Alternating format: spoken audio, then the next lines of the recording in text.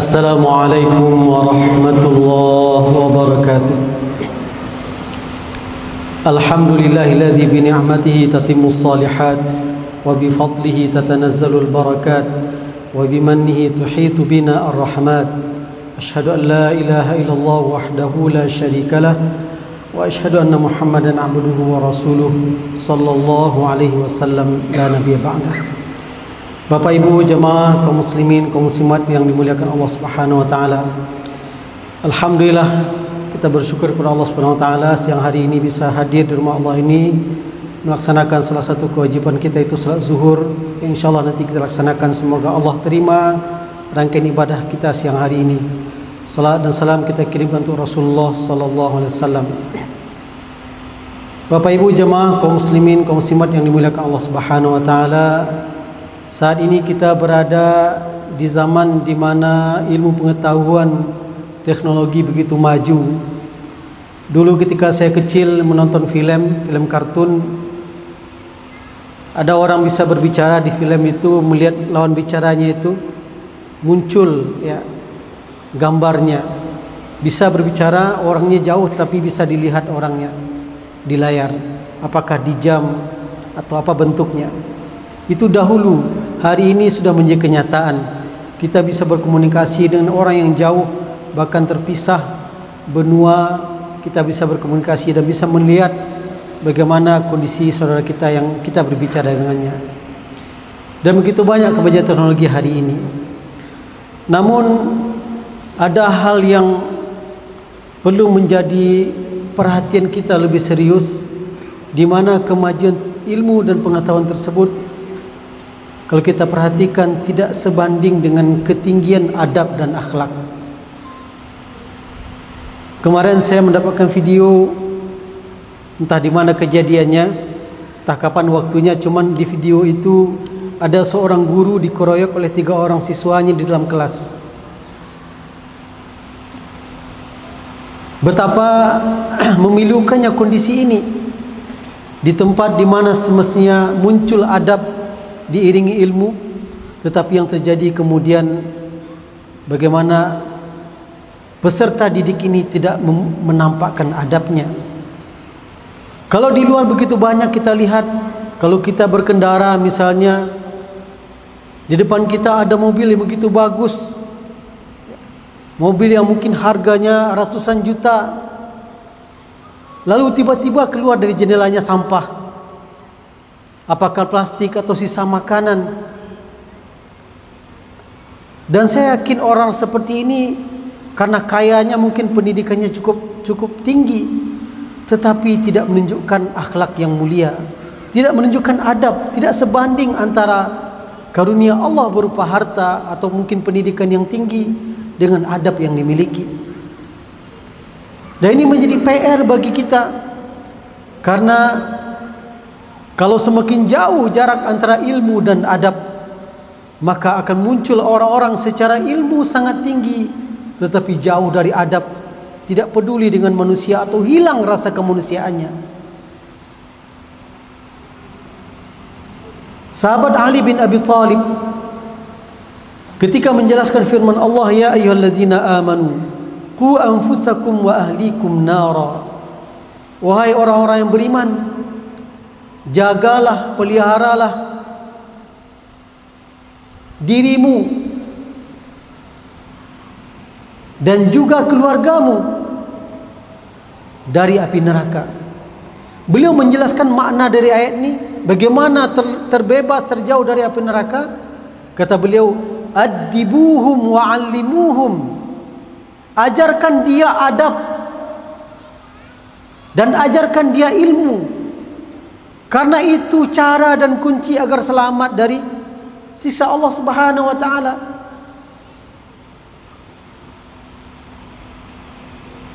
Dan hari ini kita menemukan bagaimana ada jarak yang jauh antara ilmu dan adab ini.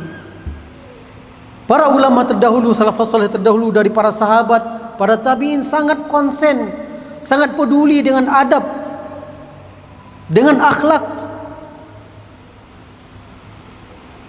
Bahkan kepedulian dan fokus mereka itu jauh lebih besar dibandingkan ilmu. Makanya kita temukan ungkapan seorang salafus saleh, Abdullah bin Mubarak, mengatakan,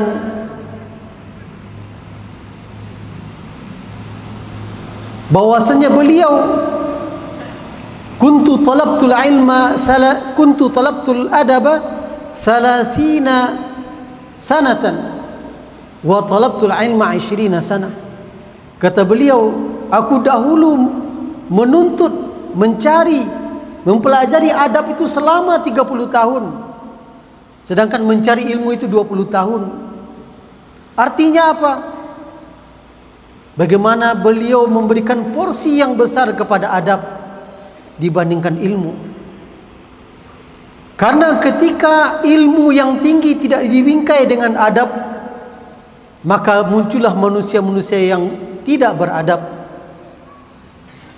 Kita membaca berita, ada seorang dosen di perguruan tinggi, artinya secara akademis atau ilmu sangat terpandang tinggi, mengajar mahasiswa, tetapi perilakunya apa? Membuat uang palsu. Akan muncul orang yang tidak beradab sekalipun secara ilmu wawasan sangat tinggi. Maka oleh sebab itu ada ungkapan yang menarik dari Abdullah bin Mubarak. Beliau mengatakan, al-adabu yasturu qalilal ilmi wal ilmu la yasturu qalilal adab. Kata beliau, adab, akhlak, moral itu bisa menutupi kekurangan ilmu kita. Mungkin ada di antara kita yang tidak tinggi pendidikannya, tidak luas wawasannya, tidak diundang mengisi acara ini, seminar ini, tidak. Sedikit sekali. Mungkin dia seorang petani, pedagang, pekerja, sedikit ilmunya. Tetapi ilmu yang sedikit ni, kata Abdullah bin Mubarak, bisa tertutup dengan adab kalau dia punya adab. Namun sebaliknya, wal ilmu la yasturu qalilan al-ilm. Al-ilmu la yasturu qalilal adab. Tetapi sebaliknya, ilmu tidak bisa menutupi kekurangan adab. Artinya apa? Sekalipun luas wawasan seseorang, sekalipun tinggi gelar akademisnya, tetapi kalau tidak beradab, maka ilmu yang tinggi ini tidak akan menutupi kekurangan adabnya. Akan tetap terlihat bagaimana adanya jurang yang jauh antara ilmu dan adab. Suatu kali Khalifah Al-Ma'mun bertemu dengan seseorang. Orang ini berbicara begitu baiknya, berbicara memilih kata-kata yang bagus dengan adab yang bagus. Lalu dia bertanya kepada orang ini, Ibnu man anta? Kamu anak siapa? Biasa kita bertemu dengan orang-orang yang kita kagum dengannya. Di antara kekaguman itu adalah kekaguman kepada akhlak. Khalifah Al-Ma'mun bertanya, kamu anak siapa? Jawaban dari yang ditanyainlah, Ibnul Adab. Aku adalah anak dari adab. Bayangkan, di sebuah jawaban yang sangat istimewa. Paling tidak menggambarkan yang pertama, bahwasanya orang tuanya itu punya predikat atau sifat yang baik, sehingga dia lekatkan nasabnya itu kepada adab. Karena pada hakikatnya kita ini anak orang tua kita, tetapi dia tidak katakan saya anak si fulan atau saya anak si fulanah, tidak. Tetapi dia katakan ana ibnul adab, aku adalah anak dari adab. Artinya dia bangga dengan orang tuanya yang mengajarkan adab kepada dia. Dan yang kedua, Ungkapan tersebut juga menunjukkan bagaimana kemuliaan seseorang itu bukan karena nasabnya, tetapi karena adabnya. Ini juga yang dikatakan oleh para ahli ilmu, al-fadlu bil ilmi wal adabi la bin nasabi wal asli. Kemuliaan seseorang itulah karena ilmu dan adabnya, bukan karena nasabnya, bukan karena bapaknya si fulan, tidak, atau bukan karena asal usulnya, tetapi orang akan mulia karena adab dan ilmunya.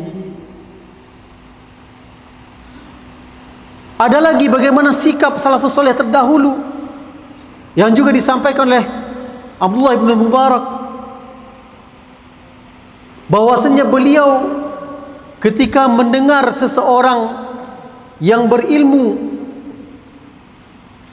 beliau katakan, idza wusifa li rajulun lahu ilmul awwalin wal akhirin, kalau disampaikan kepadaku tentang seseorang yang punya ilmu yang sangat banyak, menguasai ilmu-ilmu terdahulu dan juga ilmu sekarang, lalu aku tidak bisa bertemu dengan orang tersebut, beliau katakan, la ata'assaf, aku tidak terlalu merasa sedih tidak bertemu dengan orang seperti itu. Tetapi kalau wusifa li rajulun, kalau seandainya disampaikan kepadaku seorang yang memiliki adab, lahu adab, maka aku akan sangat menyesal kalau seandainya aku tidak bisa bertemu dengan orang tersebut. Ini sikap salafus soleh, orang-orang terdahulu, memandang bagaimana mulianya adab. Nah, hari ini kita hidup di zaman yang begitu maju teknologi dan ilmu pengetahuan, maka perhatian kita kepada adab harus lebih. Karena kalau tidak, maka orang tua akan diabaikan oleh anaknya, maka guru akan diabaikan oleh murid-muridnya. Kalau guru dan orang tua fokusnya hanya kepada wawasan dan ilmu yang berasal dari akal saja, maka hari ini anak-anak bisa mendapatkan informasi dan wawasan dari HP, mudah sekali dia mendapatkan. Kalau orang tua hanya fokus kepada fisiknya, yang penting dia berikan nafkah, anaknya makan dan minum, dibelikan pakaian, kemudian tidak memperhatikan adab, maka akan lahirlah generasi-generasi yang seperti kita katakan di awal tadi, yang tidak peduli dengan, jangankan dengan lingkungannya, jangankan dengan masyarakatnya, bahkan dengan dirinya sendiri pun juga tidak peduli. Ketika tidak ada lagi kepedulian, maka tidak ada adab. Dan kewajiban kita menyambung dan melanjutkan risalah Rasulullah SAW. Dalam hadis dikatakan, innama bu'aithtu liutammima makarimal akhlak, sungguhnya aku diutus oleh Allah Subhanahu wa taala untuk menyempurnakan akhlak manusia, adab manusia.